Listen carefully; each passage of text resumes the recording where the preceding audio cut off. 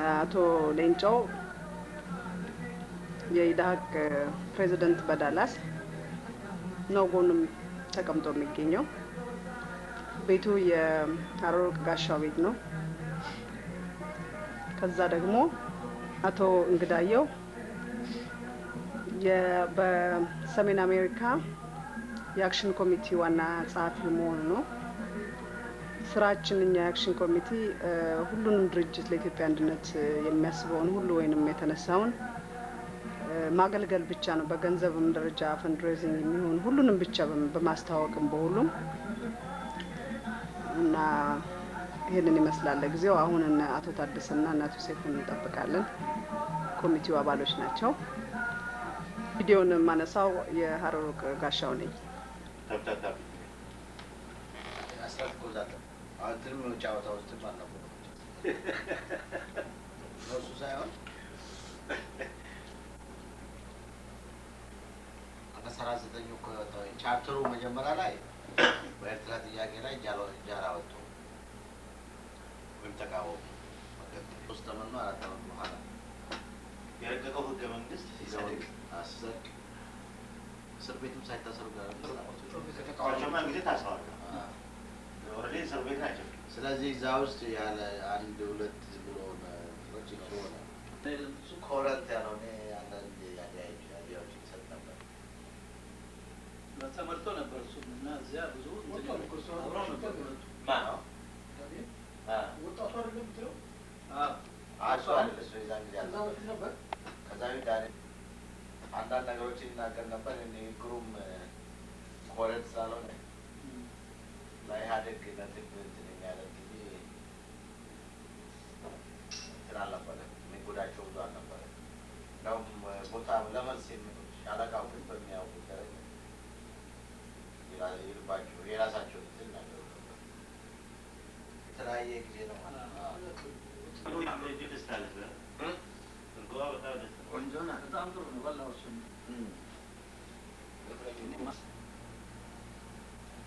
ፕሮፌሰር በረራ እንኳን ደህና መጣ እያልን በዳላስ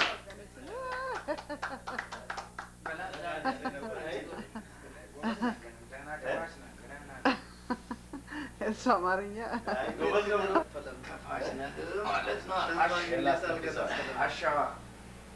ጣት እያደረገ ነው። ያ አሁን እሱ ሲጠፋ ግን ሲጠፋ እንትን እያለ ሞንትሪያል ነው የሚኖረው። ባለፈው እኮ ምን ነበሩ ያሰልስላሴ ሚኒስትር ከነበሩት አሉ። ሰይፉ ምጣም ሚኒስትር የለም የለም ሰይፉ ማለት ስላሴ አለ። ሰይፉ ሞቷል። እሱ ሚኒስትር አለ ሚኒስትር ነው አለ የለም የሚያውቃቸው እንደዛ ነው። ሚኒስትር የለም ማለት የሚያደርግ ሰረስል ሚኒስትሮችን በማሻችንም ስለ ስደት ለወሬ መቻል ስለሆነ ጠቅላይ ሚኒስትር ነበርኩ ማለት ይቻላል። አነ ነው ይሄ ምንድነው ሰውየው ስማቸውን ለተሰማው አላገም ሰምቻለሁ። ግን የጳውሎስ ሚልኪያስ እንዴና ጠቅላይ ሚኒስትር ብሎ የሚዋሽከዛ እናቃቸዋለን። ጳውሎስ ሚልኪያስ የሚባል እዛ ጋር ኮንትራት ብዙ ዓመት የቆየ ሰው አለ። እሺ ጳውሎስ እኛ ልጆች አሏቸው። አዎ ጳውሎስ ሚልኪያስ ማለት የጆቴት ሁሉ ቤተሰብ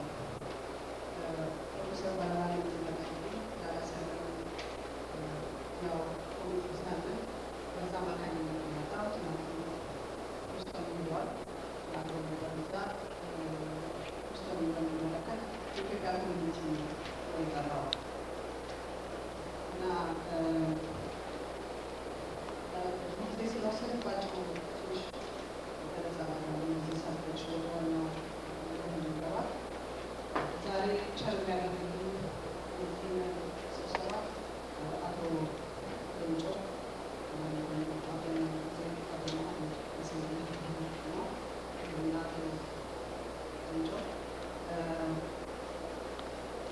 ቀጥሎ ይህን ዝግጅት ያደረጉ ሰዎች እነሱ ፈልጋለሁ ውስጥ ያሉ ሰዎች በግል በአገር ወዳድነት የኢትዮጵያን አንድነት የሚፈልግ ሰዎች የፖለቲካ ፓርቲዎችን ዩናይትድ ፍሮንቱን እያስተባበረ እያለ እኛ ስራውን ብቻ የሚሰራው ለመስራት ነው ተሰብስበን አንድ ላይ ያለው እና ከዛ ውስጥ አቶ ሴፉ፣ አቶ ታደሰ ግዛው፣ አቶ ንጉሴ፣ አቶ ጉዳየው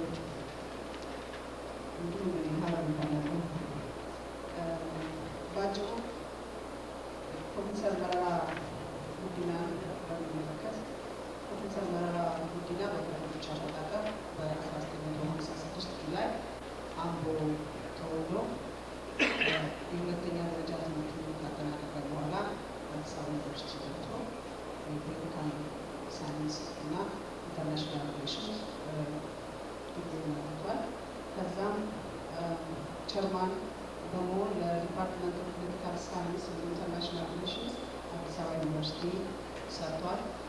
ይሄ እንግዲህ ከዛ በላይ ሁላችሁም ስለሱ ብዙ አንብባችኋል። ምን ያህል ሀገር ወዳድ መሆኑንና በኢትዮጵያ ሕዝብ አንድነት እና የኦሮሞ ሕዝብ ደግሞ በኢትዮጵያዊነቱ የእኩልነት መብቱ ተጠብቆ አስጠብቆ እኩልነት መብቱ ወገኑ ጎን በመቆም ወገኖችን በመከፋፈል የማያምን ሰፋ አድርጎ በጣም የሚነሳ ኢትዮጵያዊ ወንድማችን ነው። ቦታውን ለሱ ለቃሉ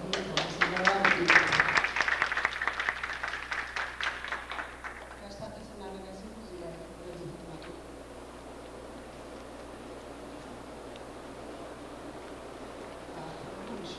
አንዳንድ ሰዎች መረራ ማለት ምንድን ነው ይሉኛል።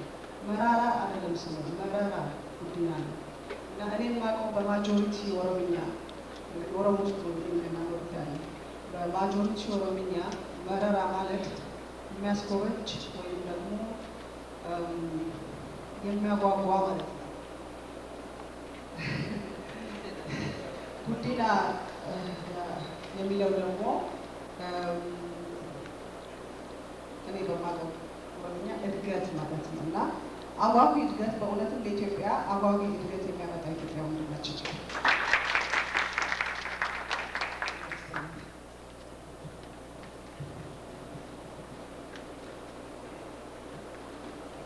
እሺ እኔም ደግሜ ይቅርታ ጠይቃለሁ ትንሽ ስለሰራ። በመጀመሪያ ችግሮቻችን እዚህ ጋር ያሴፈና ታስታውሱ እዚህ ጋር ያሴፈናቸው ትንሽ ለየት ብለን በመምጣታችን በጣም በጣም ይታመን የዛሬውን ስብሰባችን የማድረገው ነው።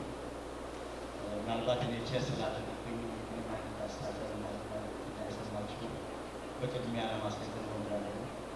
ብዙ ጊዜ በኢዳት መድረክ ላይ ስለታየሁኝና በዛም አካባቢ የሚንቀሳቀስ ከመሆኔ የዛሬው ስብሰባ ከዚህ ከኢዳት እና ከተላላዩ ግሌት ላደርጋችሁ ልትመለከቱ ስለማሻ በአንጻሩ ደግሞ በተጨማሪ እኛ የሰላምና ዲሞክራሲ የሚጠቅሙትን ሁሉ በየትኛውም ላይ የመካፈል የመጀመሪያዎቹ ደግሞ ወደኋላ የማንነት በመሆናችን በኢትዮጵያ ጉዳይ ላይ ይመለከተናል ብለን እድሉ ካገኘንና ቦታ በተሰጠን ከመግባትን አብረን ከመስራት ወደኋላ የምንበት ምንም ምክንያት ስላሌለን እዚህም አካባቢ በመጀመሪያ ይህንን ስብሰባ እንድመራ ያስተናግድ እዚህ በተግባር ኮሚቴ ራሳፊ ነው። ስለመረጣችሁና የምትል ስለሰጣችሁኝ በጣም አመሰግናለሁ። እንግዲህ አንድ ወደ ዋናው የዛሬው ዓላማችን ከመግባት በፊት ፕሮፌሰር መረራ ጉዲናን በተለያዩ አርቲክሎች በተለያዩ አወያይ መድረኮች ላይ ጽሁፎቻቸውን ቶቢያን ዚህ ተከታተላችሁ ብዙ ክሪቲክስ ጽፈዋል። ሁላችንንም እንደምታሉት ለዲሞክራሲ ለመብት ለአንድነትና ለፍትህና ለሀገራችን መረጋገጥ የምናደርገው ትግልና ተጋድሎ ዲሞክራሲ የሚጠይቅ ነው። መብት ተቋደለ የሚያሉ ነው። በሀገራችን ግን እኛ ራሳችን ደግሞ ዲሞክራሲ አንሰጣለን።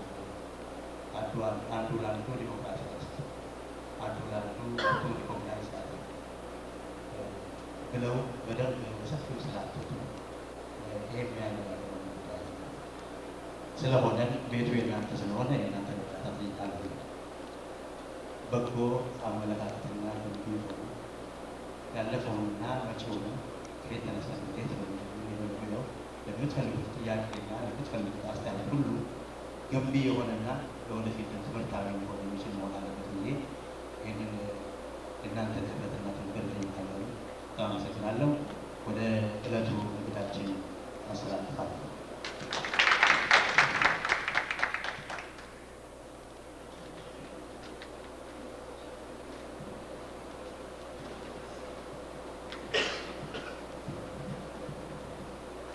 እሺ፣ ዳላስ አካባቢ የሚገኙ ኢትዮጵያውያን ስለጋበዙ በጣም አመሰግናለሁ።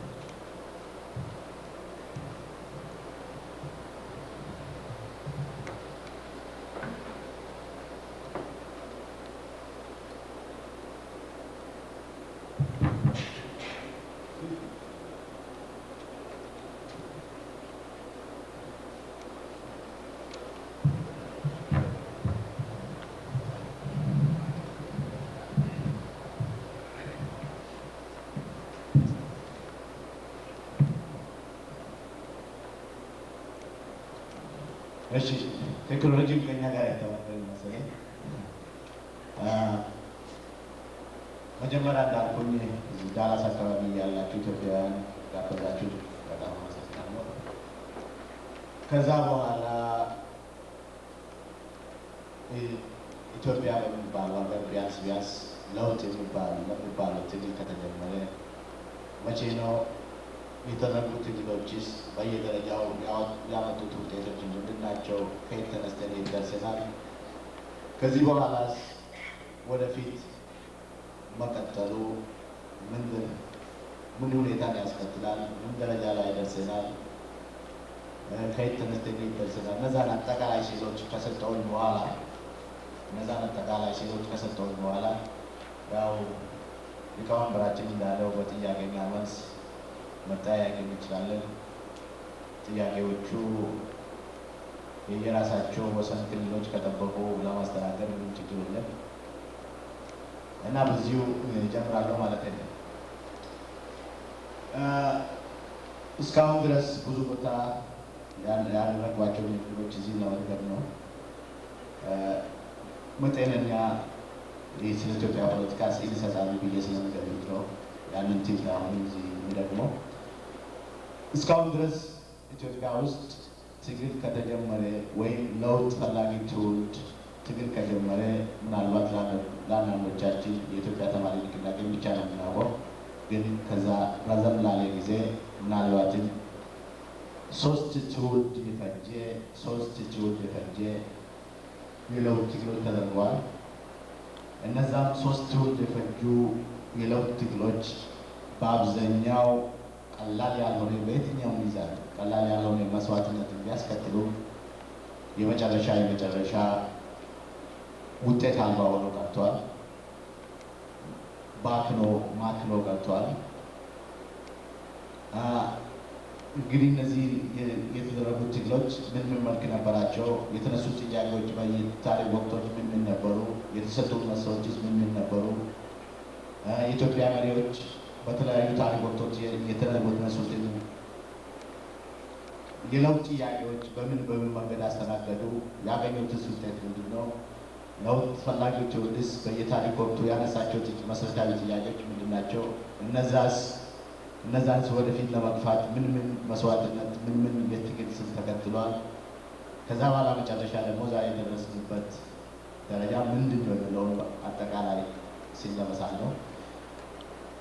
የመጀመሪያው ለውጥ ፈላጊ ትውልድ የምንለው የመጀመሪያው ለውጥ ፈላጊ ትውልድ የምንለው ወደ ኢትዮጵያ የመጣው በኢትዮጵያ ታሪክ ውስጥ ቦታ መያዝ የጀመረው ጥያቄ ማንሳት የጀመረው ወደ 20ኛው ክፍለ ዘመን መጀመሪያ አካባቢ ነበር። የዛን ጊዜ ዘመናዊ ትምህርትን የቀመሱ ከሀገር ቤትም በአንዳንድ ሁኔታዎች ቀላል ያልሆነ የፖለቲካ አንደርስታንዲንግ የነበራቸው ጥቂት ሰዎች፣ በጣም ጥቂት ነበሩ፣ ጥቂት ሰዎች ኢትዮጵያ በጃፓን መንገድ መሰልጠን እንደምትችል፣ ኢትዮጵያ በጃፓን መንገድ መሰልጠን እንደምትችል፣ ኢትዮጵያ የምትባለው ሀገር ዓለም በዛን ጊዜ እየቀደማት እያለፋት መሄድ እንደጀመረ ከቀረው ዓለም ጋር ለመስተካከል ለመራመድ እኩል ለመሆን የግድ አንዳንድ ወሳኝ እርምጃዎችን መውሰድ እንዳለባት ያስተማሩ ለማሳወቅ የሞከሩ የመጀመሪያው ትውልድ የምንለው በ1910ዎቹ ወይም ሁለት ዲኬዶች አካባቢ የኖሩ ወይም ጥያቄ ያነሱ ሰዎች ነበሩ። እነዚህ በኢትዮጵያ ታሪክ ውስጥ የኢትዮጵያን ጃፓናይዘርስ ተብሎ የሚታወቁ ወጣት የኢትዮጵያ ልዑላንን ወጣት የኢትዮጵያ መሳፍንትን መንገድ ማሳየት የጀመሩ ወጣት የኢትዮጵያ ልዑላንና መሳፍንት የጃፓንን መንገድ ካልተከተሉ በራሳቸው ላይ የሆነ በኢትዮጵያ ወደፊት በራሳቸው ላይ አደጋ ኢትዮጵያም ወደፊት መግፋት እንደማትችል በተለያዩ መንገዶች ያሳዩ ነበሩ። ለመጥቀስ ያክል እነ ገብረገው ሕይወት ባይከዳኝ ምናልባት በሶስተኛ ዓለም በ1960ዎች እና 70ዎች አንደር ዴቨሎፕመንት ተብሎ ከተነሳው አስተሳሰብ ጋር ሊዛመድ የሚችል የፖለቲካ ኢኮኖሚ አስተሳሰብ የነበራቸው ወደ መጀመሪያው የ20ኛው ክፍለ ዘመን አካባቢ አንዳንድ ጽሑፎችን ለሚከተለው ትውልድ ያስተላለፉ ነበሩ። ሌሎችም በዛ አካባቢ አስተዋጽኦ ያደረጉት በአብዛኛው መጀመሪያ ልጅ ኢያሱን ከዛ በኋላ ራስ ተፈሪን ለመምከር መንገድ ለማሳየት ከሌላው ዓለም ጋር ኢትዮጵያ ለማስተካከል እንዲጥሩ ብዙ ሙከራዎችን አድርጓል። ልጅ ኢያሱን ለመምከር የተደረገው ትግል በአፍሪካ ታሪክ ምናልባት የመጀመሪያው መፈንቅለ መንግስት በሚባለው ሙከራ ሲከሽፍ ራስ ተፈሪን ደግሞ ለመምከር የተደረገው ሙከራ ምክሮችና ሌሎች ነገሮች የኋላ አፄ ኃይለሥላሴ ሆኖ ሲወጡ እንደምናውቀው በኢትዮጵያ ታሪክ ውስጥ በአብዛኛው ለስልጣን እጅግ በጣም ያዳሉ ስለነበር እነዛ ሙከራዎች፣ እነዛ ምክሮችን፣ እነዛ አስተያየቶችን ሳይቀበሉ ቀርቶ ኢትዮጵያ ጣሊያን ወረራ ውስጥ እንድትገባ ተደረገ። የጣሊያን ወረራ ሁኔታን ብዙ ዝርዝር ውስጥ መግባት አልፈልግም። ግን ያ የኢትዮጵያን ጃፓናይዘርስ የሚባለው ትውልድ ከጣሊያን ወረራ በኋላም የተረፈው አንዳንድ ሙከራዎችን ሲያደርግ ነበር። ያም አልተሳካም። ዞሮ የመጀመሪያ ትውልድ እንግዲህ ለውጥ ያደረገው ሙከራ ምንድን ነው? የኢትዮጵያ መሳፍንት፣ የኢትዮጵያ መኳንንትና ልዑላን የኢትዮጵያን ባህልና ሌሎች ነገሮችን እንደያዙ ሆነው በጃፓን ውስጥ የማጂ ሬቮሉሽን የሚባለው የጃፓን ንጉሶች የመሩት አይነት ለውጥ ማድረግ ይቻላል ብሎ መክሮ ነበር። ያ እጅግ በጣም ወሳኝ እድል እንዳለፈን ወይም ኢትዮጵያን እንዳበለጣት ለመረዳት የምንችለው ዛሬ 20ኛ ክፍለ ዘመን መጨረሻ ላይ ሆነን ስንመለከት በሁሉም ዓለም በተለይም በሶስተኛ ዓለም እየተደረገ ያለው ለምን አፍሪካ ወደ ኋላ ቀርታለች፣ ለምን አፍሪካን ሌላው ዓለም የደረሰችበት ደረጃ መድረስ አልቻለችም የሚሉ ጥያቄዎች በሚነሳበት ጊዜ ዞሮ የምዕራባዊው ዓለም ሞዴል እንዳለስ ፎቶኮፒ ሳይሆን ከራሳቸው ባህል ጋር አዋህደው ወደፊት መግፋት የቻሉ እንደ ጃፓን አይነቱን መንገድ መከተል ስላቃታቸው ነው የሚል አጠቃላይ የምሁራን ድምዳሜ ላይ ተደርሷል። ለዚህ ነው እንግዲህ ጃፓን በአጭር ጊዜ የምዕራባውያን ፍልስፍና ሌሎች ነገሮችን ይዛ የራሷን ባህል ሳትለቅ ራሷን አስከብራ ዛሬ አንዳንዶቻችን እንደምናውቀው እና ጆርጅ ቡሽ እንኳን በጃፓን ጠቅላይ ሚኒስትር ቢሮ ራት ላይ ሲወርቁ የቀለዱት ቀልድ የአሜሪካ ኢኮኖሚ እንኳን በጃፓን ኢኮኖሚ ስር መግባቱን የሚያሳይ ምልክት ነበር የሚል ቀልድ ያስነሳ አይነት ሁሉ ሊደርሱ የቻሉት መሪዎቻቸውን በቁርጠኝነት በጊዜው ወይም ጊዜው የጠየቀውን መስዋዕትነት ከፍሎ ያንን ማድረግ በመቻላቸው ነበር። ስለዚህ ነው እንግዲህ ያ ትውልድ አነስተኛም ቢሆን ጥቂትም ቢሆን ያነሳው ምናልባት ኢትዮጵያን ዛሬ ከደረሰችበት የውርደትም ሆነ ሌሎች ነገሮችን ሊያድን የሚችል የመጀመሪያ ሙከራ ነበር፣ ባክኖ ቀርቷል። ሁለተኛ ሙከራ ደግሞ ወይም የሁለተኛው ትውልድ ሙከራ የምንለው ደግሞ የተነሳው ከሁለተኛው ዓለም ጦርነት በኋላ ነበር። ያም በአብዛኛው ከሁለተኛው ዓለም ጦርነት በኋላ አፄ ኃይለሥላሴ ሆኑ ሌሎች በተለይም አፄ ኃይለሥላሴ ወታደራዊና የሲቪል ቢሮክራሲ ወይም አስተዳደርን ለማጠናከር ወደ ሰሜን አሜሪካ እና ወደ አውሮፓ ብዙ ተማሪዎችን ልኮ ነበር። እነዛ ተማሪዎች በሐቅም ተመልሶ በታማኝነት ንጉሠ ነገሥቱን ለማገልገል አገሪቷንም ለማገልገል የሞከሩ የፈለጉ እንደነበሩ ከኢትዮጵያ ታሪክ ለመረዳት ያን ያክል አያስቸግርም። የመጀመሪያው እንግዲህ ከጣሊያን በኋላ የተወለደው የኢትዮጵያ ምሁር ትውልድ ሰሜን አሜሪካና ሌሎችም ቦታዎችን ተብሎ የተመለሰው በእርግጥም አፄ ኃይለሥላሴን መንግስት በታማኝነት ለማገልገል አንዳንድ ሙከራዎችን እንዳደረገ ይታወቃል። በተለይም ሁላችን የምናውቀው እነ ገርማሜ ነዋይ ሙከራ ወይም ያው ቡድን ያደረገው ሙከራ ቀላል አልነበረም። የኋላ የተከተለው ያ ትውልድ ያደረገው ሙከራ ወይም ሪፎርም ሳይሳካ ሲቀር ያሳደጋቸው ንጉሥ ላይ ማመፁን የመጨረሻ ምርጫ ማድረግ ችሏል። ያም የተደረገበት ምናልባት በዛን የታሪክ ወቅት ሁላችንም እንደምናስታውሰው የአፍሪካ ሀገሮች እንኳን በአንድ 2-3 ዓመት ኢትዮጵያ ነፃ የወጡት እነ ጋና 1957 ነበር እንደ አውሮፓ አቆጣጠር፣ ሌሎችም 58፣ 59፣ 60 እንኳን ነፃ የወጡ የአፍሪካ ሀገሮች በአጭር ጊዜ ውስጥ በ1 ዓመት፣ 2 ዓመት፣ 3 ዓመት እንኳን ኢትዮጵያን ጥሏት ለማለፍ እንደቻሉ እንደተረዱ ኢትዮጵያ ደግሞ ብዙዎቻችን በትክክል ባናቅም በትክክል በታሪክ ፍራሽ ላይ ተኝታ የምትሽሞነሞን ሀገር እንጂ ሌላው ዓለም ለደረሰበት ለመድረስ በቁርጠኝነት መሪዎቿ መምራትም ስላልቻሉ ያ ነገር በትክክል በመረዳት ያሳደጋቸው ንጉሥ ላይ ማመፁን የመጨረሻ ምርጫ አድርጎ ሙከራውን ሞክሯል። ያ ሙከራ ለአፄው መንግስት ትክክለኛ ምናልባት አንድ ትምህርት ሰጥቶ ሊያልፍ የሚችል ሙከራ ነበር። ከዛ በኋላ ደግሞ ትግሉን ለመቀጠል ለፈለገው ትውልድም ምን መደረግ አለበት የሚለውን ጥያቄ በትክክል እንዲያሰላስል ትምህርት ሰጥቶ ያለፈ ሙከራ ሊሆን ይችል ነበር። በአፄ ኃይለሥላሴ መንግስት በኩል መንግስታቸው መበዝበዝ እንደጀመረ በገፋበት መንገድ መቀጠል እንደማይችል ለዲሞክራሲያዊ ስርዓቶችና አስተሳሰቦች መንገዶችን መክፈት ያለመቻሉ ምን አይነት አደጋ ሊያስከትል እንደሚችል ኢትዮጵያ ደግሞ ቅድም እንዳልኩኝ በታሪክ ፍራሽ ላይ ተኝታ የምትሽሞነሞን ሀገር እንጂ ሌላው ዓለም የደረሰበት ለመድረስ በቁርጠኝነት ለመንቀሳቀስ ያለመቻሏን ስላልተረዱ እንዳውም መልሶ ጥቂት የበሉበት ወጪ ሰባሪዎች ያደረጉት ሙከራ ነው።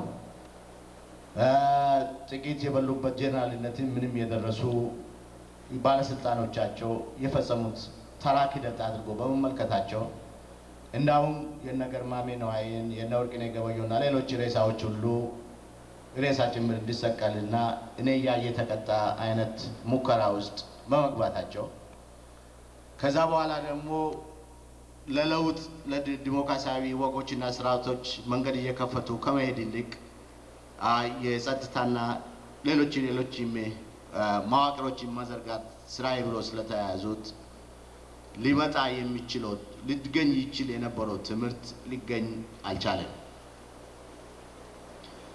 ከዛ በኋላ ደግሞ ለውጥ ፈላጊ የምንለው ሶስተኛ ትውልድ ከዛ በኋላ የተወለደው የኛ ትውልድ ነው። ይህ ትውልድ ደግሞ በጊዜው በሶስተኛ ዓለም በስፋት በአጠቃላይ ወጣቱን ትውልድ ማይንድ ወይ አብሮ ስቦ የነበረው ሶሻሊዝምን የመከተልና በአብዮታዊ ማዕበል ኢትዮጵያን ለመለወጥ ስራዬ ብሎ እንዲገባ አደረገው። ያ ትውልድ ያንን በሶሻሊዝም ኢትዮጵያን የመለወጥ ወይም በአብዮታዊ ማዕበል ኢትዮጵያን የመለወጥ ፍላጎቱ ሲገፋ ምናልባት በአንድ በኩል የአፄ ኃይለ ሥላሴ የሴኩሪቲ መዋቅሮች በዘረጓቸው ወጥመዶች፣ በሌላ በኩል የሶሻሊዝም አሰራር ስልቶችን ባስከተሉት አንዳንድ ችግሮች ሊሆን ይችላል ችግሮች ተፈጠሩ።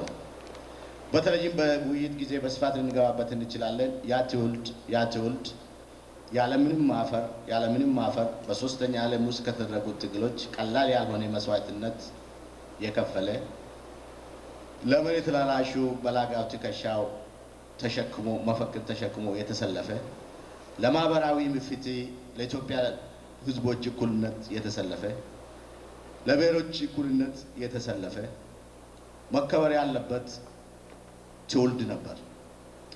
ያ ትውልድ ያለምንም ማወላወል ኢትዮጵያ በገፋችበት መንገድ መቀጠል እንደማትችልና በአንድ አዲስ ለውጥ አገሪቷ ወደፊት እንድትገፋ ቀላል ያልሆነ መስዋዕትነት የከፈለ ትውልድ ነበር። ሆኖም ግን ይህ ትውልድ ራሱ ደግሞ ከዛ በኋላ አንዳንዶቹ ከራሱ ቁጥጥር ውጭ የሆኑበትም ሊሆን ይችላል። በሌሎቹ መንገዶች ግን ቀላል ያልሆነ ራሱ በዘረጋቸው ወጥመዶች ውስጥም ገብቶ ራሱም ተቃጥሎ ሀገሪቷም የመቃጠል አደጋ ላይ እንድትደርስ የራሱ ስህተቶች ሰርቶ ያለፈ ትውልድ ነው። በዚህ ነው እንግዲህ በታሪክ ሚዛን ላይ የተነሱት መሰረታዊ ጥያቄዎች፣ የመሬት ላራሹ ጥያቄዎች የመሰሉ ጥያቄዎች፣ የብሔረሰቦች እኩልነት ጥያቄዎች፣ ለማህበራዊ ፍትህ ዙሪያ የተነሱት ጥያቄዎች በላጋ ትከሻው ተሸክሞ መስዋዕትነት የከፈለ ትውልድ ቢሆን ሆኖ ሳለ ከዛ በኋላ በተከተላቸው የትግል ስልቶች ግን ራሱን ሊቃጠልበትና ዛሬ ላለነው አጠቃላይ ቀውስ የራሱን አስተዋጽኦ አድርጎ ማለፍ ችሏል። በጥያቄና መልስ ዝርዝር ውስጥ እንገባለን። እነዛ ሊሆኑ የቻሉት በእኔ ግምት በሶስት መሰረታዊ ችግሮች ወይም ስህተቶች ይመስሉኛል። አንደኛው ብዙ ቦታ ይህንን ነው የደገምኩኝ። የድርጅት ስራ የምንለው ወይም የድርጅት አሰራር የምንለው የፖለቲካ ባህል በተማሪው ንቅናቄ ውስጥ መፈጠሩ ነበር። ያ የድርጅታዊ አሰራር ወይም የድርጅት ስራ የምንለው ምንድን ነው? ውሳኔዎች በለውጥ ፈላጊው ጥቂት ሰዎች ይወሰናሉ።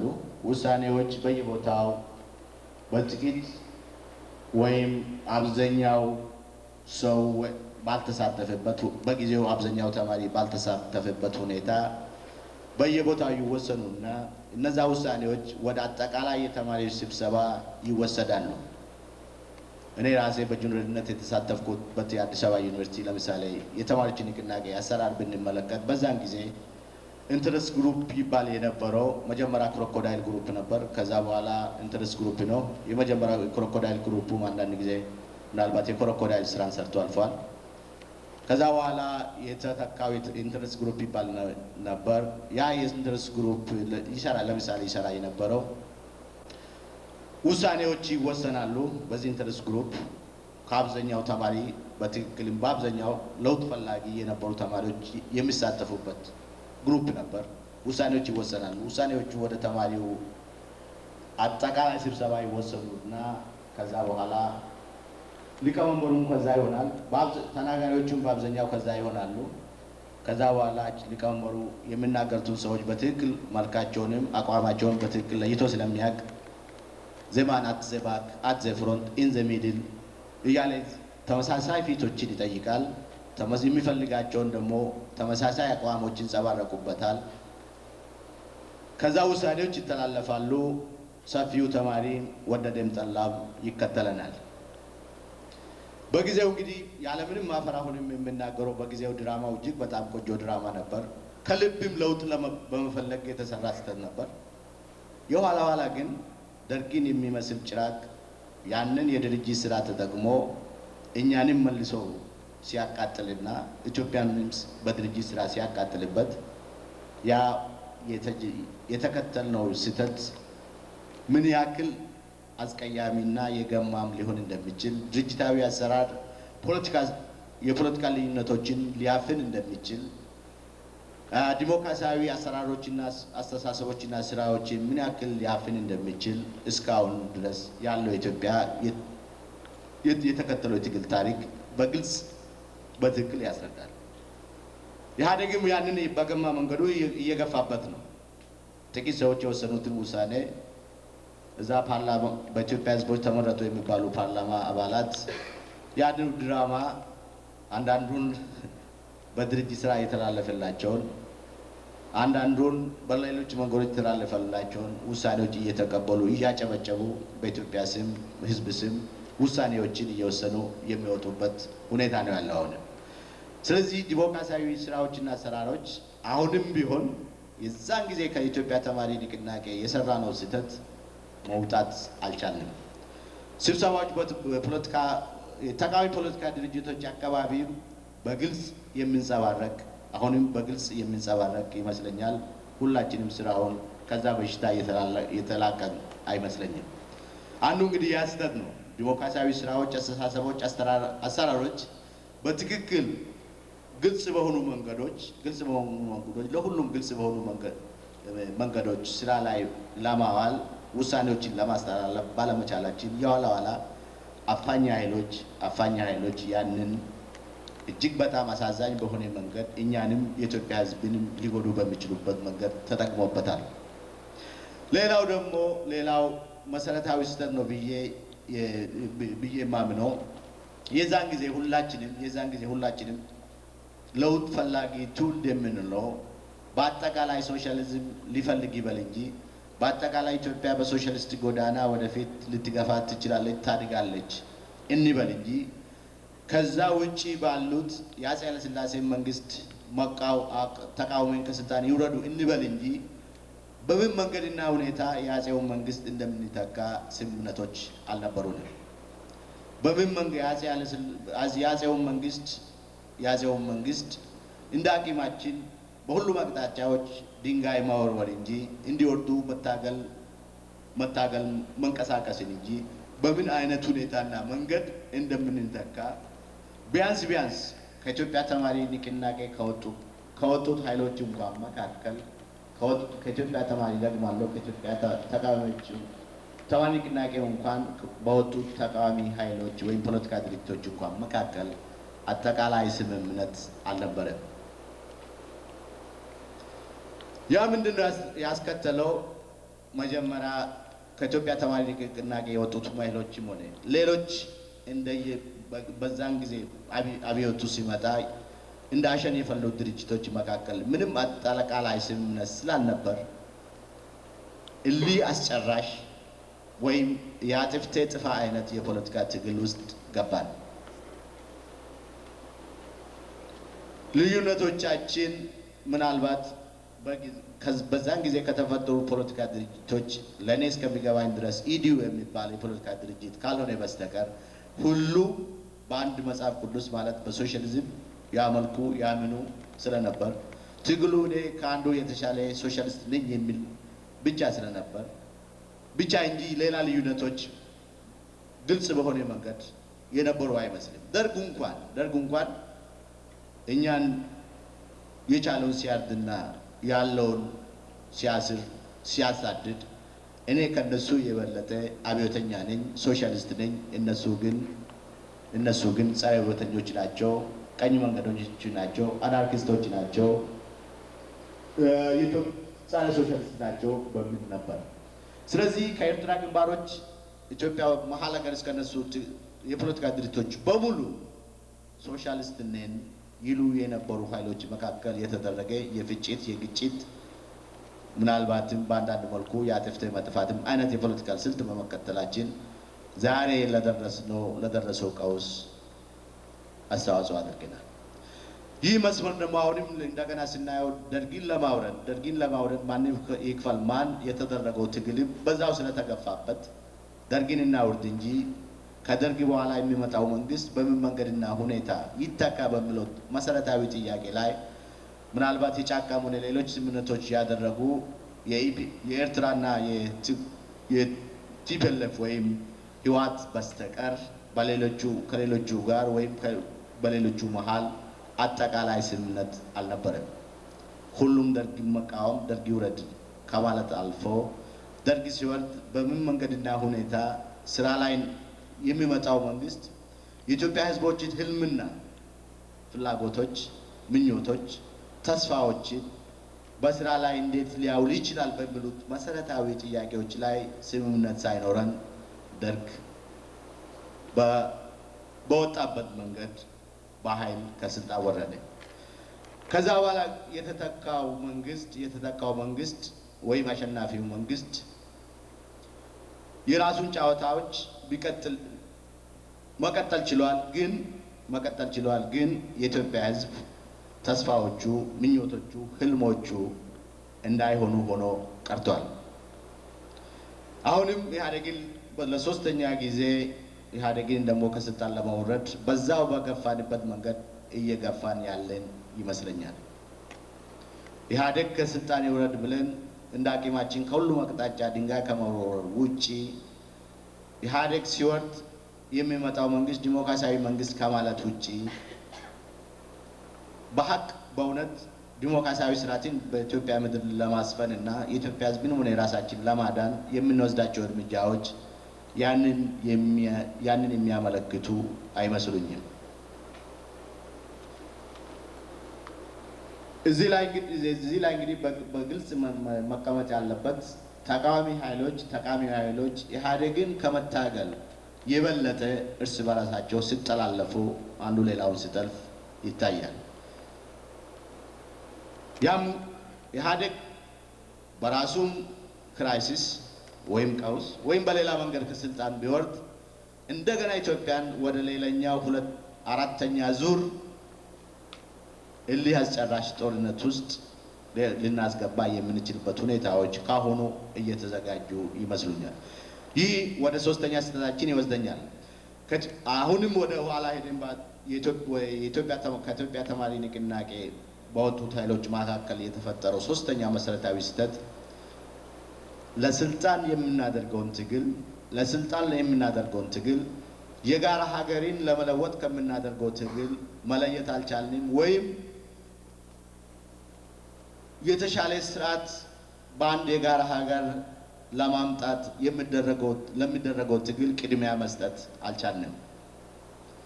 ሁሉም ድርጅቶች ወይም ቢያንስ አብዛኛው ድርጅቶች አንዱ ከሌላው አብጦ ብቸኛ ወሳኝ ብቸኛ ትእዛዝ ሰጪ ውሳኔ ሰጪ ለመሆን እንጂ ከሚመሳስሉን የፖለቲካ ኃይሎች ጋር መደራደር ቢያንስ ግማሽ መንገድ ሄደን አንዱ ሌላውን ለመቀበል ዝግጁ አልነበረም። ያ ምንድን ነው ለስልጣን ትግል ቅድሚያ የመስጠታችን ያስከተለው ሁላችንም እንደገና መድገም አያስፈልግም የቀይ ሽብሩም ሆነ ከዛ በኋላ ላሉት አጠቃላይ ቀውሶች ቀላል ያልሆነ አስተዋጽኦ ያደረገ ይመስለኛል። ደርግን ለማውረድም የተደረገው ትግል ቅድሚያ ለስልጣን እንጂ አሁንም ደርግን ለማውረድ እና ዲሞክራሲያዊ ስርዓትን ኢትዮጵያ ውስጥ ለመፍጠር የተደረገው ትግል በትክክል መለየት ስላልቻል አሁንም ደርግ ሲወርድ የምንፈልገውን ማግኘት አልቻለም። ኢህአዴግንም ስንታገል አሁንም ለስልጣን ለስልጣን ትግል የምንሰጠው ቅድሚያ የተገፋበት ይመስላል። በእኛ ቋንቋ በፖለቲካ ሳይንስ ቋንቋ ዜሮ ሳም ጌም የምንለው ጨዋታ አለ። ያ ጨዋታ ምንድነው? ሁሉንም እጣ ወይንም ሁሉንም አግኝ ነው። ከቻልክ ሁሉንም አግኝ ወይም እስከ መጨረሻው ጨዋታውን ገፍተህ ሁሉንም እጣ ነው። በመጀመሪያው ዙር የኢትዮጵያ አብዮትም የተከተልነው ትግል ያ ነበር። ደርግን ለማውረድ የተከተልነው ትግል ያ ነበር። አሁንም ኢህአዴግን ለማውረድ የምናደርገው ትግል ተመሳሳይ ይመስላል። ኢህአዴግን በር ዘግቶ እስከ መጨረሻው እኔ በመጣሁበት መንገድ ስልጣን ላይ ውጡ የሚል ምክር የሚሰጥ ይመስላል። ተቃዋሚያኖችም ያንን ካለፉት ስህተቶች ተምሮ እርማት ውስጥ የገቡ አይመስልም። እንደገና እስቲ ወደ ኋላ መልሰን መሪዎቻችን ካለፉት ስህተቶች ምን ተማሩ? እኛስ ተቃዋሚ ኃይሎች ነን የምንለው ካለፉት ስህተቶች ምን ተማር የሚሉትን ላንሳ። እንዳልኩኝ አፄ ኃይለሥላሴ ከ1960ዎቹ ሙከራዎች ሳይማሩ እስከ መጨረሻው ድረስ ከ80 ዓመታቸው አመት በኋላ እንኳ 80 ዓመታቸው በመላ አፍሪካና በሌሎች ሀገሮች እንኳን ተከብሮ ያንን የመጨረሻ የታሪክ እርከን እንኳን ከደረሱ በኋላ ለልጃቸው እንኳን ለማስተላለፍ ዝግጁ አልነበሩም። ትዝ እስከምለኝ ልጃቸው የዛን ጊዜ ወደ 50ዎቹ መጨረሻ አመት አካባቢ ደርሷል፣ ወይ ስልጣን ወይም ዙፋኑን ሲጠብቁ ማለት ነው።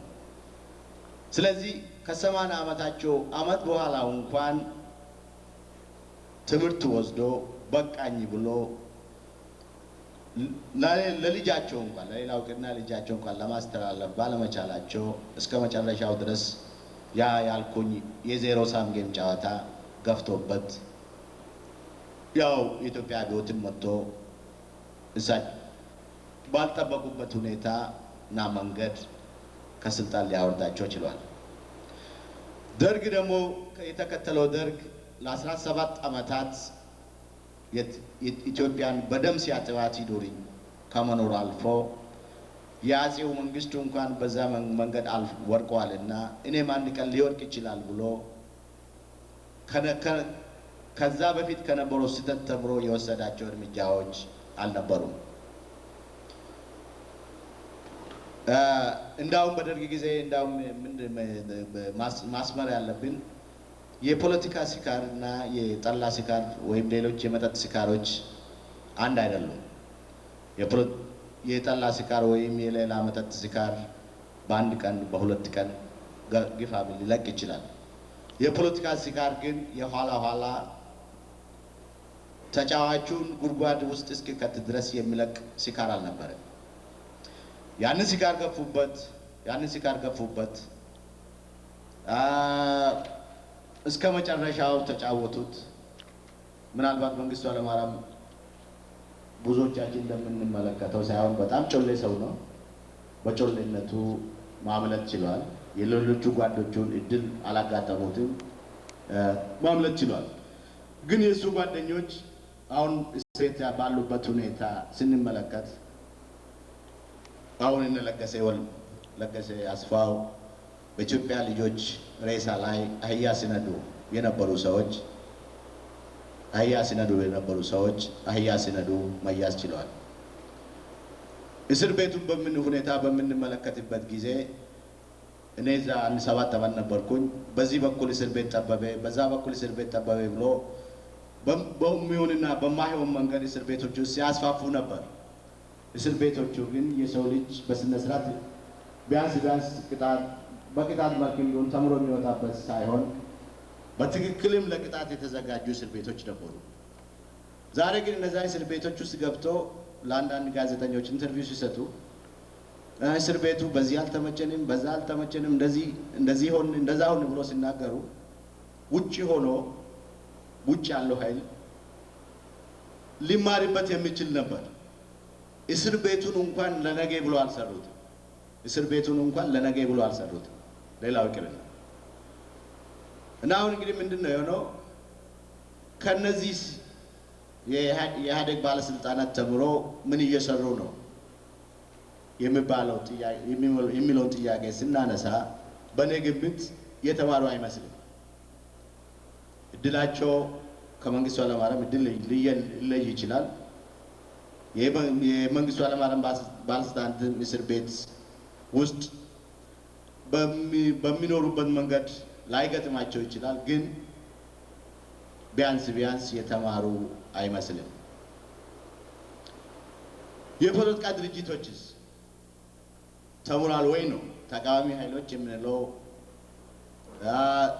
የጋራ ሀገርን ለማዳን እንንቀሳቀሳለን፣ የኢትዮጵያ ሕዝብ ህልሙ አንድ ቀን ተሳክቶለት ዲሞክራሲያዊ ስርዓትን በኢትዮጵያ ምድር እንፈጥራለን ብለን የምንታገላቸው ኃይሎችስ ተምረናል ወይ ነው? አሁንም የመጀመሪያው ዙር አፄ ኃይለ ሥላሴን ለማውረድ ካደረግናቸው ስህተቶች ሳንማር ደርግ እንደገና ሊወርድ ይችላል። አሁን ደግሞ ደርግን ኢህአዴግን ለማውረድ በምናደርገው ትግል ላይ ተመሳሳይ ስህተቶችን የምንሰራ ይመስለኛል። ቅድም እንዳልኩኝ አሁን በትክክል ለማስቀመጥ በኔ ግምት ሌሎች ቦታዎችም ተመሳሳይ ነገር ብያለሁ። በኔ ግምት በሰሜን አሜሪካ እና በአውሮፓ ያለ ነው። በሰሜን አሜሪካ እያለን አጠቃላይ ስምምነቶች ላይ ሳንደርስ 4 ኪሎ ለሚገኘው ስንት ሺህ ኪሎ ሜትር ርቆ 4 ኪሎ ለሚገኘው ስልጣን ላይ እዚሁ እየተባላን እየተጨቃጨን እየተጠላለልን እየተጓዝን ይመስለኛል። ነገ እድሉ ቀንቶን እንደ ኢህአዴግ 4 ኪሎ የሚኒልክ ቤተ መንግስት በራፍ ላይ ደርሰን የተሻለ ስምምነት ላይ እዚህ መድረስ ያልቻል እዛ የተሻለ ስምምነት ላይ ለመድረስ የምንችል አይመስለኝም። በእኔ ግምት ያ ህልም በህልም ደረጃ የሚታይ ይመስለኛል። ስለዚህ አሜሪካ፣ አውሮፓ እና ሌሎች ቦታዎች እንኳን ሆኖ አጠቃላይ ስምምነቶች የኢትዮጵያ ህዝብ ምን ይፈልጋል፣ ትግላችንስ በምን መንገድና ሁኔታ ወደፊት መግፋት ይችላል እና አለበት በሚሉ መሰረታዊ ጥያቄዎች ላይ እዚህ ሆነን መስማማት ያልቻልነው፣ እደግማለሁ፣ ምኒልክ ቤተ መንግስት በራፍ ላይ ሆነን ስልጣኑን እያሸተት የተሻለ ስምምነት ላይ የምንደርስ አይመስለኝም። ስለዚህ ትግሉ በምን መንገድ መቀጠል አለበት፣ አሁን ምን መደረግ አለበት ወደሚለው መጨረሻ መደምደሚያ ልሂድ። በእኔ ግምት አንደኛ 1 2 3 ነገሮች መደረግ ያሉበት ይመስሉኛል። አንደኛው በህልሞቻችን መሀልና በመሬት ላይ ባሉት የፖለቲካ እውነታዎች መካከል ያሉትን ልዩነቶች የግድ ማወቅ ይኖርብናል። ሁላችንም የራሳችን ህልሞች አሉን። በግለሰብ ደረጃ፣ በፖለቲካ ድርጅቶች ደረጃ እና በሌሎች ደረጃዎች ህልሞች ሊኖሩ ይችላሉ። ግን በህልሞቻችን መሀልና በመሬት ላይ ባለ የፖለቲካ እውነታ መካከል ያሉትን ልዩነቶች አውቀን ላሉት ችግሮች መፍትሄ መፈለግ ውስጥ ካልገባን ሁላችንም ህልሞቻችንን ይዘን መዳከሩን የምንቀጥል ከሆነ ጓድሊንን መጥቀስ ወንጀል ካልሆነ a full haste is no speed ይላል። የሞኝ ሩጫ ፍጥነትን አይጨምርም ነው የሚለው። የሞኝ ሩጫ ፍጥነትን አይጨምርም ነው የሚለው። የሞኝ ሩጫችን ከቀጠል አስቸጋሪ ይመስለኛል። ተቃዋሚ የፖለቲካ ኃይሎች የግድ ይህንን መረዳት ያሉበት ይመስለኛል። ሌላው ቅድም ያልኩኝ አሁንም ከኢትዮጵያ የፖለቲካ ባህል ያልወጣ በሽታ የአሰራራችን ሁኔታ ነው። ድርጅታዊ አሰራር ያልኩኝ ጥቂት ሰዎች ውሳኔዎችን ወስነው ብዙሃኑን የግድ ተከተል እየተባለ ያሉ ልዩነቶች እንኳን ባሉት ችግሮችና መፍትሄዎች ላይ ሰፊው ህዝብ ሳይነጋገርበት የችግሮቹም ሆነ የውሳኔዎቹ ባለቤት በማይሆንበት መንገድ ትግሎችን መግፋት፣ ድርጅቶችን ማደራጀት፣ በድርጅቶች ደረጃ እንኳን በድርጅቶች ውስጣዊ አሰራር ላይ እንኳን ትልቅ ችግር ሲፈጥር ነበር። አሁንም እየፈጠረ ያለ ይመስለኛል። እዛ ላይም ጨክነን አንድ ውሳኔ ላይ ደርሰን የአሰራር ስልቶቻችንን መለወጥ ይኖርብናል። አንዳንድ ሰዎች ድሮን የሚቀልዱ ምንድነው ይሄ የድርጅት ስራ አሰራር ስልት በአብዛኛው ከሶሻሊዝም ዲሞክራቲክ ሴንትራሊዝም ጋር የተያያዘ ነው። ሲቀልዱ አንተ ወደ ታች መሽናት ትችላለህ፣ እኔ ወደ ታች መሽናት እችላለሁ፣ አንተም ወደ ላይ መሽናት ትችላለህ የሚል ቀልድ ነው። እኔ ወደ ታች መሽናት እችላለሁ፣ አንተ ወደ ላይ መሽናት ትችላለህ አይነት አሰራር ነው። የትኛው ወዴት እንደሚሄድ ግልጽ ነው። እነዛ አይነቶቹ አሰራሮች ከፖለቲካ ድርጅቶቻችንም በሚወጡበት መንገድ ካልተንቀሳቀስ ይህ ዞሮ ዞሮ የኋላ ሁላችንም በማይጠቅም መንገድ ትግሉም ይገፋል። ውጤቱም እስካሁን ከታዩት ውጤቶች የሚለይ አይመስለኝም። ሌላው ደግሞ ቅድም ያነሳሁኝ የስልጣን ጥያቄ ነው። ሶስተኛው ቢያንስ ስልጣኑን የፓርላማ መቀመጫ ከሆነ ወይም የተለያዩት የስልጣን እርከኖች ከሆነ ምናልባት ሁላችንም በምንመኘው መንገድ ባይደርሰንም ለብዙ ሊደርስም ይችላል። አንዱ 100 ሲት ሊያገኝ ይችላል፣ መቀመጫዎች ሊያገኝ ይችላል። አንዱ ደግሞ 10፣ 2፣ 3 ሊያገኝ ይችላል። ግን ሁላችንም የተወሰነ ደረጃ ለጋራ ትርፍ ከታገል በተለያዩ ሁኔታዎች የማትረፍ እድል አለን። ግን ዛሬውኑ ለስልጣን የምናደርጋቸው ትግሎች ቅድሚያ ሰጥተን ሀገሪቷ ምንም ትሁን እንታገላለን የምንለው ዲሞክራሲያዊ ስርዓት ይምጣ አይምጣ ራሳችን ከዛ ውስጥ በሚናገኘው ሼር ብቻ ላይ በተመርኮዘ የስልጣን ቅድሚያ ትግል ውስጥ ገፍተንበታል። የግድ ጨክነን የጋራ ሀገርን የማዳን በጋራ ሀገር ዲሞክራሲያዊ ስርዓትን የመፍጠር በጋራ ቤት ዲሞክራሲያዊ ስርዓትን ለመፍጠር ለሁላችንም የምትሆን ኢትዮጵያን ለመፍጠር የግድ መታገል ይኖርብናል። ኢትዮጵያ ወይ የሁላችንም ትሆናለች ወይንም የሁላችንም አትሆንም። ምርጫው ያ ነው። አንዱ ሌላውን ቅድም ብያለሁ፣ አንዱ ሌላውን ለመግዛት በድርጅት ደረጃ ሊሆን ይችላል፣ በማህበረሰብ ደረጃ ሊሆን ይችላል፣ በግለሰብ ደረጃ ሊሆን ይችላል። አንዱ ሌላውን ለመግዛት የሚያደርገውን ህልም ካላቆመ ለሁላችንም የምትሆን ኢትዮጵያ ልትፈጠር የምትችል አይመስለኝም። ስለዚህ በሁሉ መገንዘብ ያለብን ይመስለኛል። ይህን ጥያቄ እንደምንም ጨክነን በራሳችንም በንም ላይ ጨክነን በዚህ ላይም አንድ መደምደማ ላይ መድረስ ይኖርብናል። አራተኛው ቅድም ካልኩኝ አሁንም ከነዚህ ጋር ይያያዛል። ነገ ሊፈጠር በምትችለው ኢትዮጵያ ላይ ነገ ልትፈጠር በምትችለው የጋራ ቤት በሆነችው ኢትዮጵያ ላይ አጠቃላይ ስምምነቶች መድረስ ይኖርብናል። ነገ እንፈጥራለን በምንለው ዲሞክራሲያዊ ስርዓት ላይ አጠቃላይ ስምምነቶች ላይ መድረስ ይኖርብናል። ከዛ ውጪ ቅድም እንዳልኩን ትግሎቹን ብንገፋ ባለሳምንት ሊያሸንፍ ይችላል። ባለሳምንት ሌላ ጀግና ደግሞ መጥቶ ኢህአዴግን ከኢህአዴግ የበለጠ ጀግና መጥቶ ኢህአዴግን ሊያወርድ ይችላል። ግን የኢትዮጵያ ሕዝብ የመጨረሻ ተስፋው ህልሞቹ እውን የሚሆኑ አይመስለኝም። እዚህ ላይም ጨክነን መንቀሳቀስ የሚኖርብን ይመስለኛል።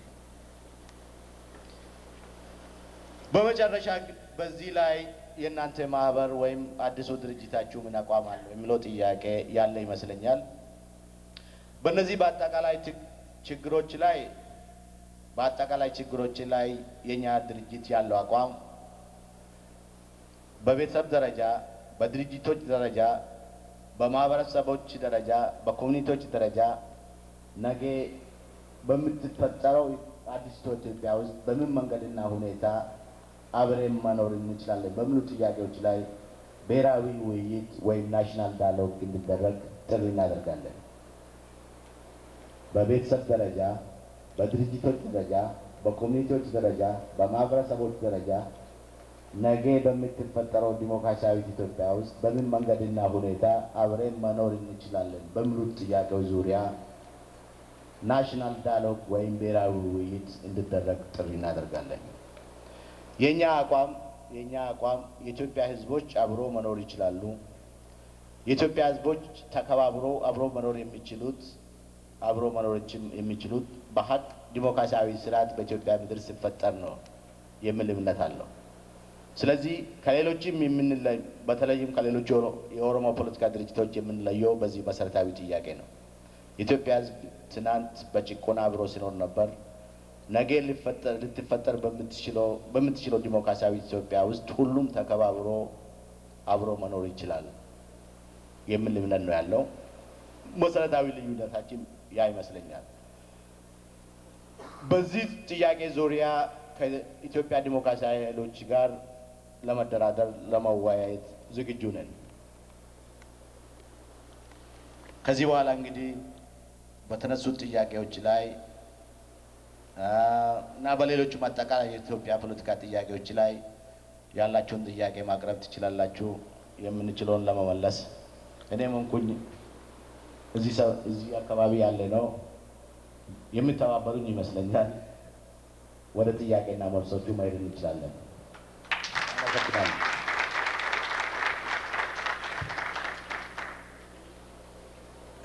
ቤቱ እረፍት የሚጠይቅ ከሆነ 10 ደቂቃ እረፍት መስጠት ይቻላል።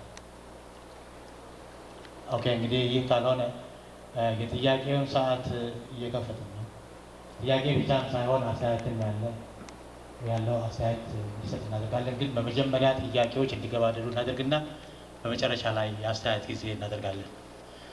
ጥያቄዎች አጠር ቢሉ የመጣው ሰው ቢያንስ አብዛኛው ቢጠይቅ ደስ ይለኛል እኔ እና ጥያቄያችሁን አጠር አድርጋችሁ እኔ አይነት ጥያቄ መጠየቅ ትችላላችሁ።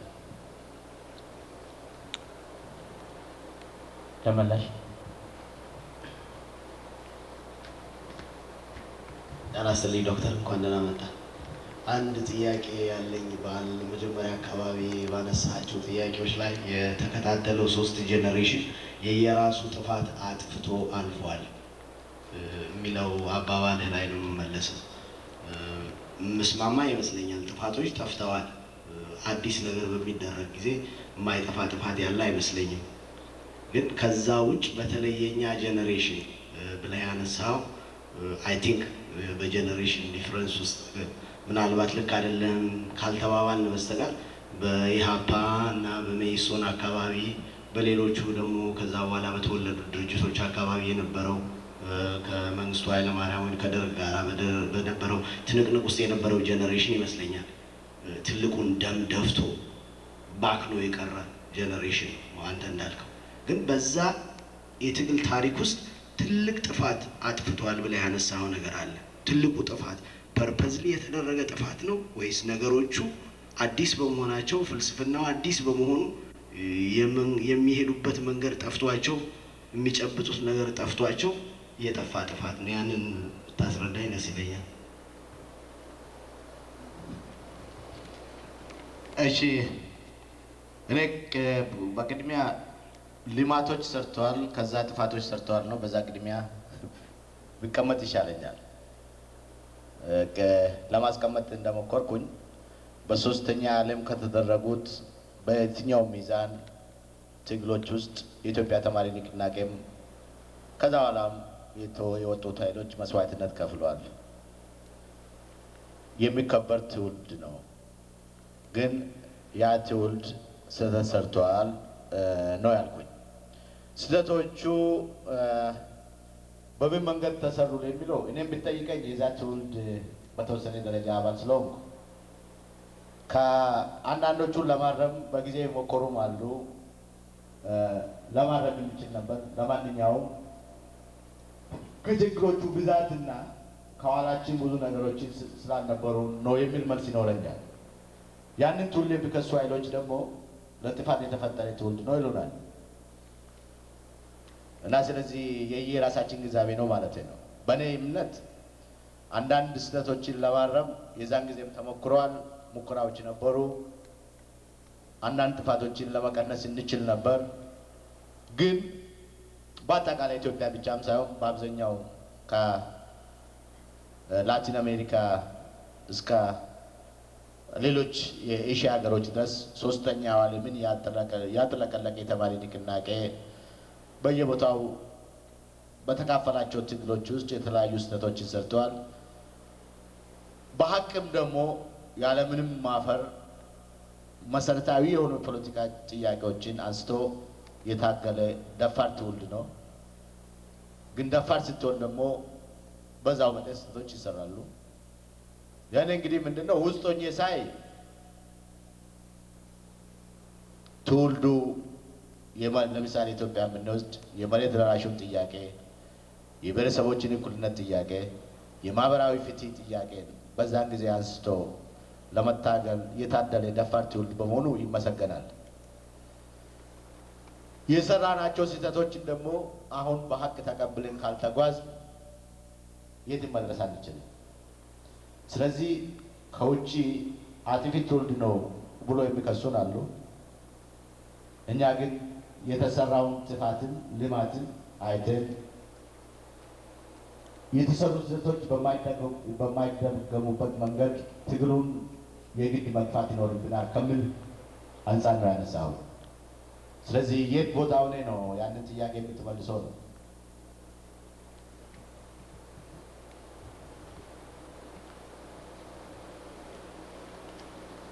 ጥያቄ ተመልሶላል። ሌላ ጥያቄ? እንግዲህ ዝምታ ወርቅ ነው የሚለው ነገር እንኳን የሚሰራ አልመሰለኝም። መርሳደስ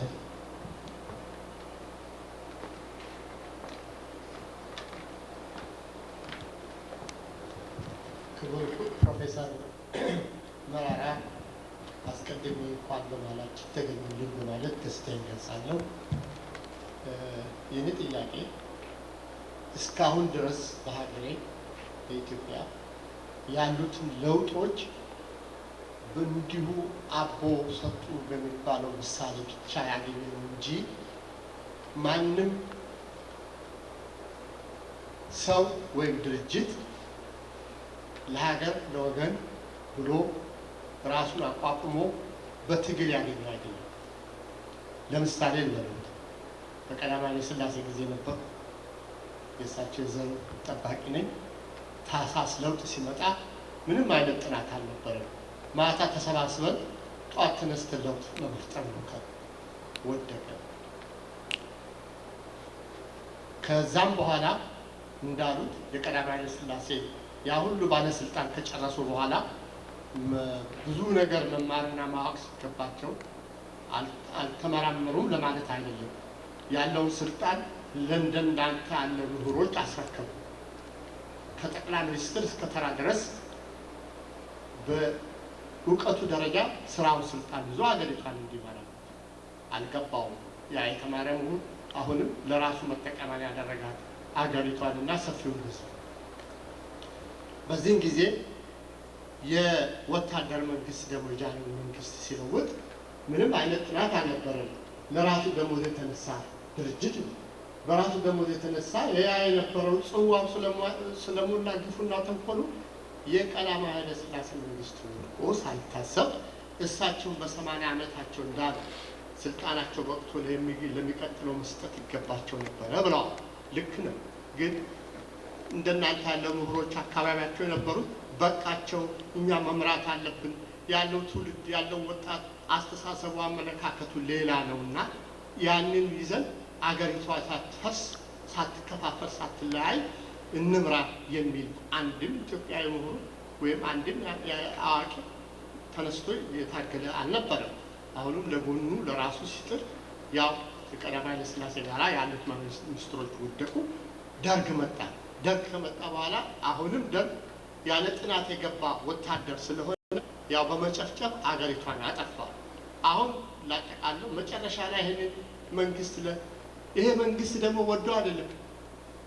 እነ ኡስማን ሳኔና ተድላ ባይሩ ለአንድ ኤርትራን ነፃ ለማውጣትና ኤርትራን ራሷን በራሷ እንድትተዳደር ለማድረግ ጫካ ሲገቡ እነ ሉላ አስራተ ካሳ ገዢ በነበሩ ሰዓት ወጡ እኮ ሄዱ እኮ ሲባል ከአንድ ሳር ቤት ሁለት ሳር ቢመዘዝ ያፈሳል ወይ እንደውም ተዋቸው እያሉ ከ30 ዓመት በኋላ ኃይልና እድል አገጥሟቸው በአሜሪካን አቀነባባሪነትና በሲአይኤ ረዳትነት ያለውን የኮሚኒስት አስተዳደር መጣል ስለሚገባው አሜሪካ አብቶ አስቀመጣቸው ምንም ሳያውቁት። እነሱ ትግላቸው የነበረው ለኤርትራ ወይ እጅግ በዛ ትግራይ ደረጃ ነው። ከዛ የሚያልፍም ፍላጎትም አልነበራቸው። ይሁን አሁንም ያለው መንግስት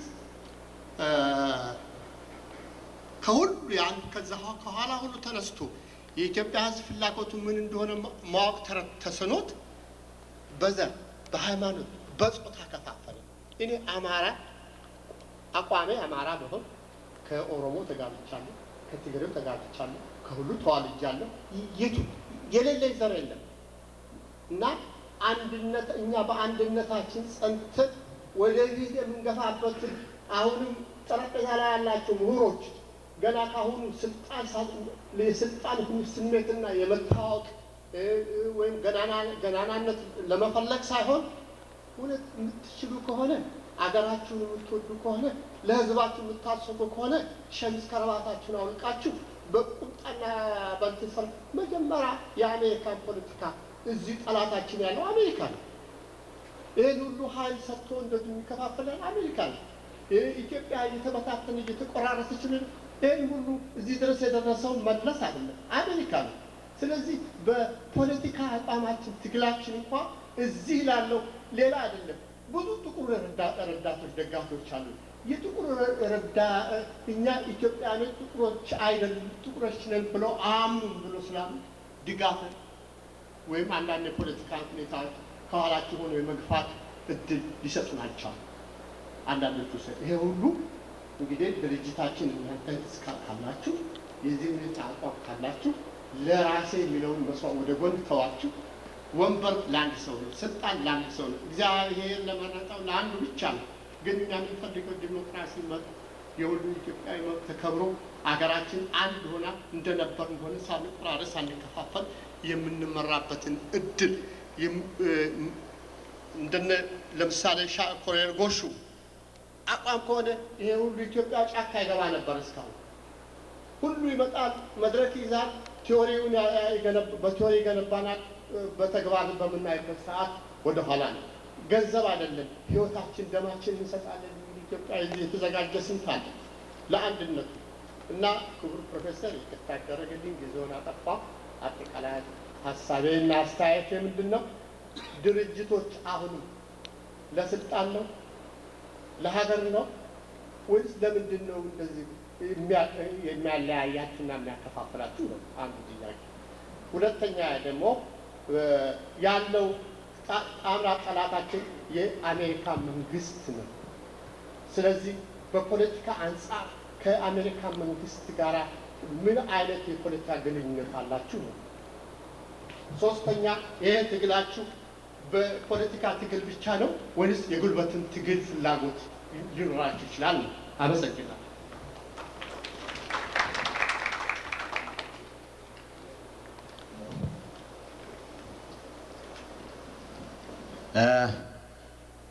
በአጠቃላይ የሰጡት አስተያየት በአብዛኛው አስተያየት ነው። አንዳንዶቹ አስተያየቶች ላይ ራሴ ልዩነቶች ይኖሩኛል። አፄ ኃይለሥላሴም ለምሳሌ ቢያንስ የመሬት ጥያቄ ላይ ጨክኖ አንዳንድ እርምጃው ሌላው ቢቀር ጨክኖ አንዳንድ እርምጃዎችን መውሰድ ይችሉ ነበር፣ አልተሳካላቸውም። ያንን የታሪክ ፈተና ቢያልፉ ኖረው ምናልባት ብዙ ነገሮችን ያድኑ ነበር። ሌላው ቢቀር የነበሩት ትግሎች አንዳንዶቹ ፕላንም ነበራቸው። ገርማሜ ነዋይም ለምሳሌ 1960 ከወንድሙ ጋርና ሌሎቹ ሲሰለፉ የፖለቲካል ሳይንስ ተማሪ የነበረ ሰው ነው። በአሜሪካ ማስተርስ ዲግሪ የነበረው ሰው ነው። አንዳንድ የለውጥ ሙከራዎች ወደ ወላይታ አካባቢ ወደ ጂጂጋ አካባቢ አንዳንድ ሙከራዎች ሲያደርግ ነበር። በሚፈለገው መንገድ ፕላን ባይደረግም አንዳንድ ነገሮች ነበሩ ማለት ነው። ወደ ተማሪ ንቅናቄ ስንመጣ የኢትዮጵያ ተማሪ ንቅናቄዎች ደርግ ስልጣን ላይ ከመውጣቱ ቢያንስ ለ10 ዓመታት ለመሬት ደራሹ ብለዋል። የብሔረሰቦች እኩልነት ብለዋል። ለማህበራዊ ፍትህ ብሎ ታግሏል። ደርግ እንግዲህ እነዛን መፈክሮች ቀምቶ ነው ስራ ላይ ለማዋል በማይሆንበት መንገድ ይሁን የሞከሩ አንዳንድ ነገሮች ነበሩ ለማለት ነው። እንዳውም የአፄ ኃይለ ሥላሴ ምንድን ነው እዛ አካባቢ ያሉት ምሁራን ያነሱት ከዛ በኋላ ለማየት የቻልነው የአፄ ኃይለ ሥላሴ መንግስት በራሱ ላይ የተከፋፈለ ቤት ለመሆኑ ከዛ በኋላ ነው የተረዳነው። እኛም ቢያንስ 3-4 ቡድኖች ነበሩ ነው የሚባለው። በልዑል አስራተ ካሳ የሚመራ ትንሽ የወደ ታችኛው ልጆች አሳደግ ብሎ አፄ ኃይለ ሥላሴን የሚከስ ከዛ በኋላ የልዕልት ተናኘ ወርቅ ቡድን ነበር ይባላል። እሳቸው ደግሞ እንደፈልጉ በትክክል አላውቅም፣ ግን ያ ቡድን ነበር ይባላል። የአክሉ ሀብተወልድ ቡድን ነበር ይባላል። አራተኛው ደግሞ ወደ ትግሬዎች አካባቢ በአማችነትም በምንም ትንሽ መስመር ተከፍቶ ነበር፣ አንድ ቡድን ነበር ይባላል። ስለዚህ እዛ ውስጥ ገብተን የትኛው ምን እንደመከረ ምን እንዳደረገ አፄ ኃይለ ሥላሴ ምን እርምጃ ሁሉም ምን መልስ እንደሰጡና መጨረሻ ላይ ምናልባት የሁሉም አንዳንዶቹ የሁሉም እስረኛ ነበሩ ይላሉ። ግን ለማንኛውም ቢያንስ የመሬት ጥያቄን ቢመልሱ ኖሮ ሌላው ቢቀር ራሳቸውንም ምናልባት ኢትዮጵያንም የተሻለ አሁን ከሰሩት ውለታ የተሻለ ሊሰሩ ይችላሉ የሚል ግምት አለኝ። ወደ ጥያቄዎቹ ልሂድና ለምን ተከፋፈላችሁ ያው ለማለት የሚችለውን ብያለሁ። እንግዲህ ሁላችንም ምን አይነት ትምህርት ከዚህ እንደምንወስድ አደራ ከማለት በስተቀር ምንም የለኝም። የተሰሩት እስካሁን ድረስ ቢያንስ ላለፉት 25 ዓመታት አካባቢ የተሰሩ ስህተቶች 3 መሰረታዊ ስህተቶችን ለማንሳት ሞክራለሁ።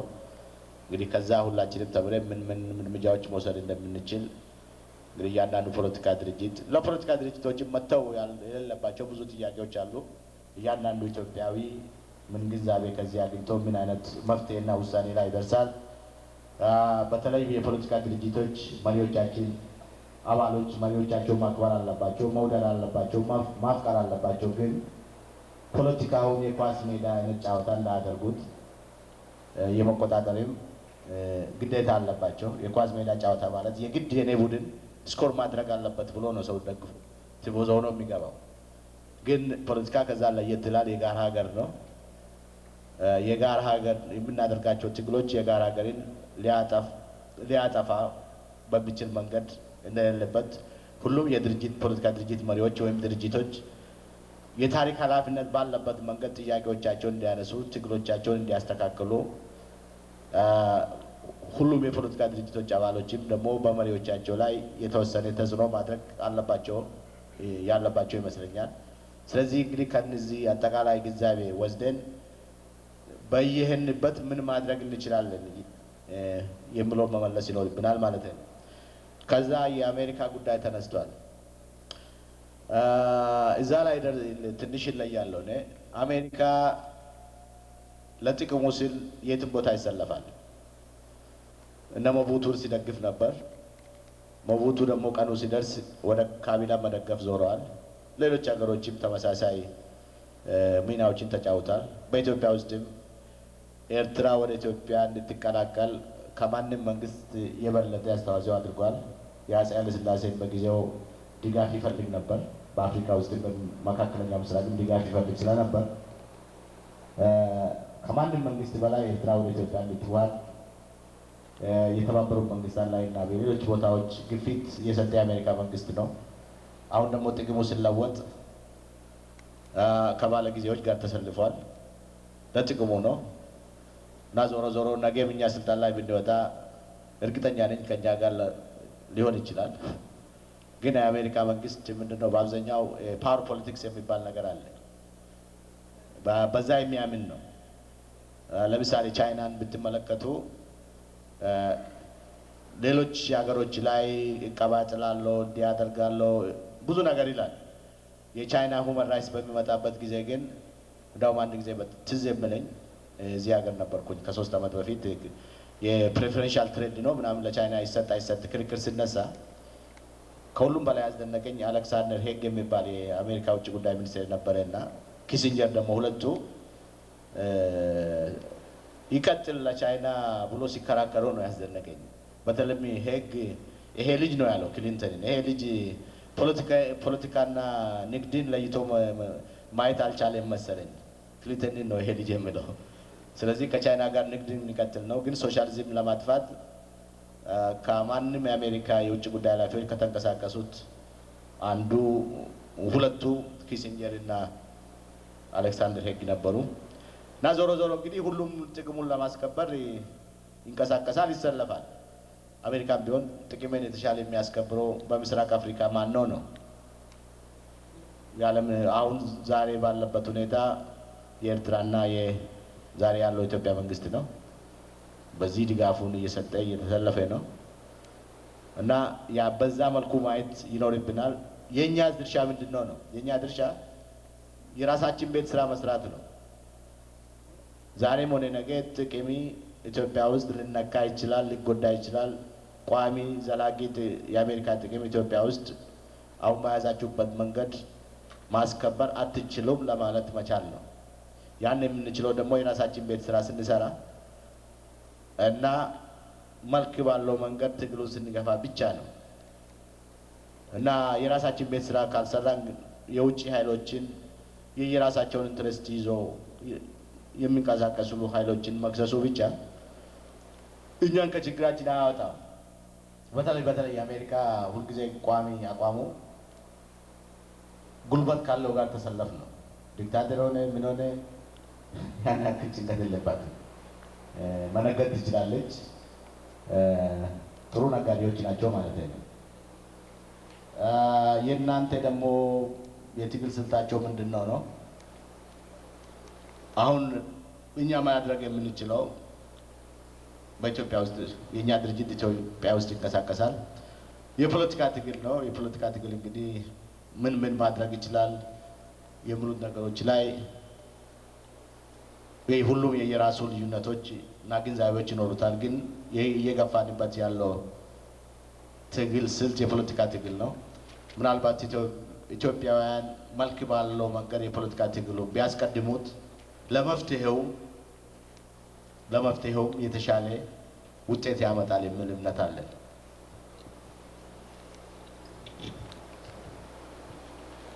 በተቻለ መጠን ጥያቄና አጠር እያደረጋችሁ በጊዜ በኩል እንኳን ምንም ባትታደፉ ግድ የለም። በቂ ጊዜ ሊኖረን ይችላል።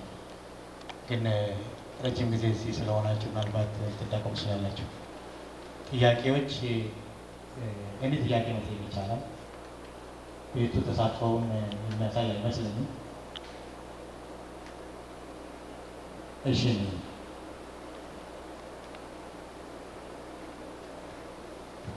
አመሰግናለሁ። የኔ ጥያቄ እንኳን ስለ ኦሮሚያ ክልል ውስጥ ድርጅታችሁ የፖለቲካ የኦሮሞ ብሔራዊ አቀፍ አይደለም፣ ኦሮሞን በሚመለከት ነው የቋቋማችሁ ድርጅት እና ሌሎች ድርጅቶችም አሉ። ኦኤልኤፍ አለ፣ ኦፒዲዮ አለ። ኦፒዲዮ ከመንግስት ጋር ነው የሚሰራው። እሱም ለኦሮሞ ድርጅት ነው ብለው ኢንዳይሬክትሊ በቲፒኤልኤፍ ኮንትሮል ሊሆን ይችላል። ኦኤልኤፍ ደግሞ ሌላ የፖለቲካ መስመር አለው። ይህን እንዴት ነው የምታየው? እንዴት ነው የምትነትነው? በኦሮሞ ውስጥ ያሉ 3 የፖለቲካ ድርጅቶች አሉ። ኦፒዲዮ፣ ኦኤልኤፍ የእናንተ ጋር አንድ ላይ ልትሆኑ ስላላችሁ ምንድን ነው ልዩነታችሁ? እንዴት ነው አሰራራችሁ? ከቲፒኤልኤፍ ካለው በአሸናፊነት ከገባው መንግስት ጋር እንዴት ነው የምታየው? በጠላትነት ነው የምታየው? እና ስለዚህ የፖለቲካል አናሊሲስ መሰለኝ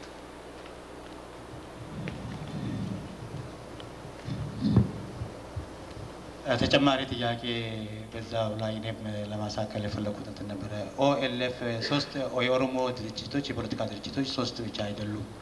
በአሁኑ ሰዓት ወደ 78 የሚሆኑ ድርጅቶች አሉ በኦሮሞ ብሔረሰብ ውስጥ ወይ ብሔር ማለት ውስጥ ነው እና ሁሉን አጠቃሎ ኦኤንሲ በእነ መራራ ጉዲና የተመሰረተው ነው።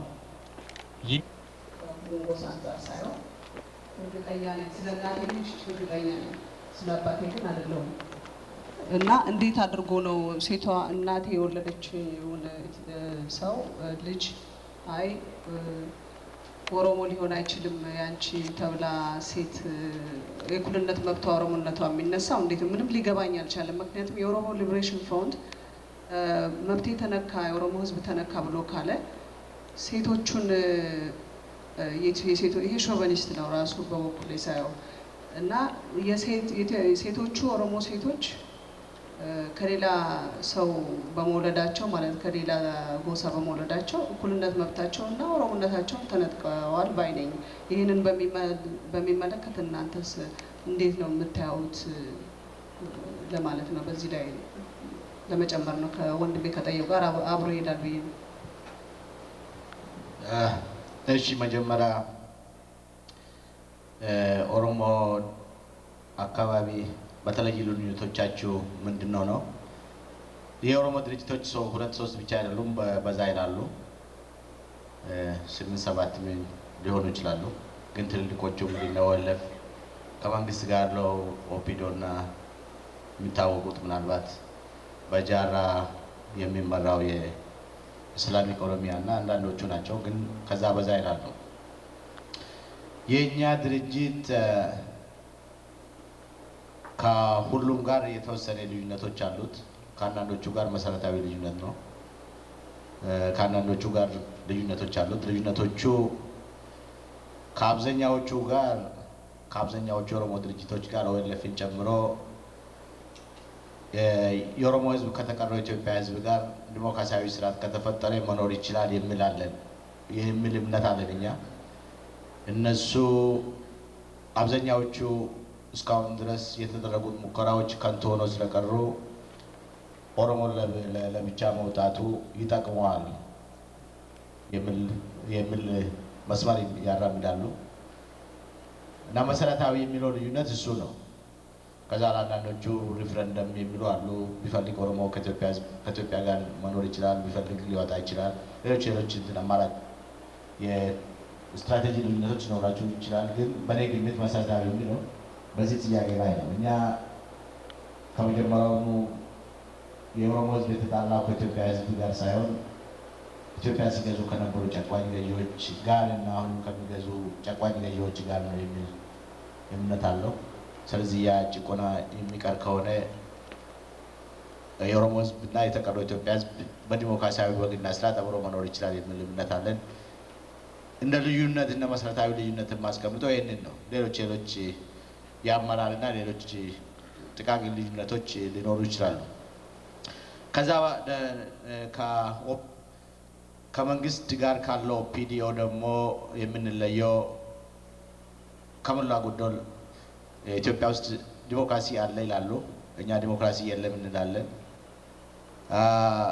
ኦፒዲኦ ኢትዮጵያ ውስጥ ኦሮሞ ህዝብ ነፃ ወጥተዋል፣ ብሔራዊ መብቱና ክብሩን አስከብረዋል፣ ሀብቱንም እየተቆጣጠረ ነው ይላል። እኛ እነዚህ ሁሉን አያደርግም እንላለን።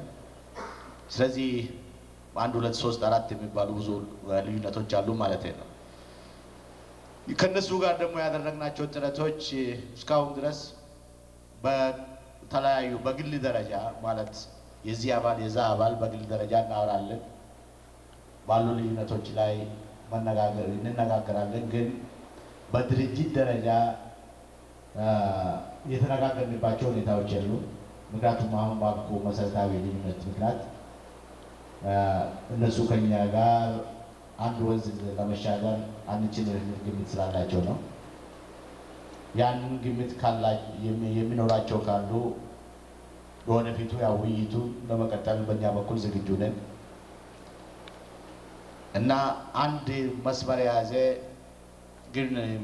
የያዘ የግንኙነት መስመሮችን መዘርጋት ያልቻልነው በዛ ምክንያት ነው